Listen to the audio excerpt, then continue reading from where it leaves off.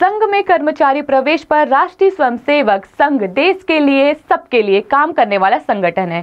व्यक्ति निर्माण का कार्य संघ के माध्यम से कई वर्षों से किया जाता है। अगर सरकारी कर्मचारी अपने आप में कुछ भी बदलाव करना चाहते हैं या अपने आप में ऊर्जा पैदा करना चाहते हैं, यदि वे अपने अंदर ऊर्जा पैदा करना चाहते हैं तो निश्चित रूप से ये बताएं वे संघ से जुड़े रहेंगे। सरकारी कर्मचारी संघ से जुड़े रहेंगे तो देश के प्रति अच्छी भावना के साथ अच्छा काम कर सकेंगे। संघ की बीजेपी की आलोचना पर संघ सिर्फ बीजेपी के लिए ही नहीं बल्कि सभी के लिए महत्वपूर्ण है। न केवल भारतीय जनता पार्टी बल्कि कांग्रेस भी इस बात से इनकार नहीं कर सकती कि संघ का आदर्श वाक्य देश की प्रगति और विकास में योगदान है।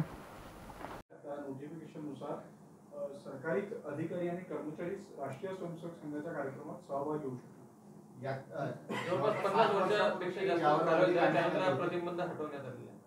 बघा, असं आहे, याच्यात काही गैर नाही आणि राष्ट्रीय स्वयंसेवक संघ ही एक देशासाठी काम करणारी एक संघटना आहे। या देशातले बहुसंख्य हिंदूंसाठी काम करणारी किंवा या देशातल्या सर्वांसाठी काम करणारी एक संस्था आहे, एक संघटना आहे।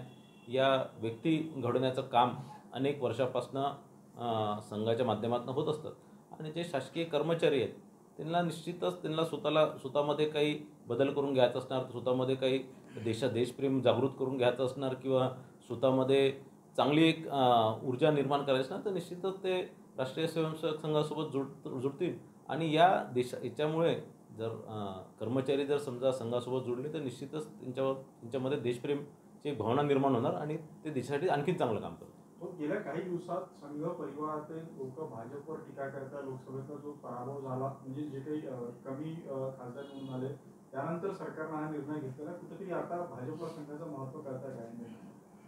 नाही, असं आहे की संघाचं महत्त्व हे भाजपलाच नाही तर सर्वांनाच संघाचं महत्त्व आहे आणि संघाचं या देशाच्या विकासाकरता या देशाच्या प्रगतीकरता फार मोठं योगदान आहे। ते कोणीच नाकारू शकत नाही।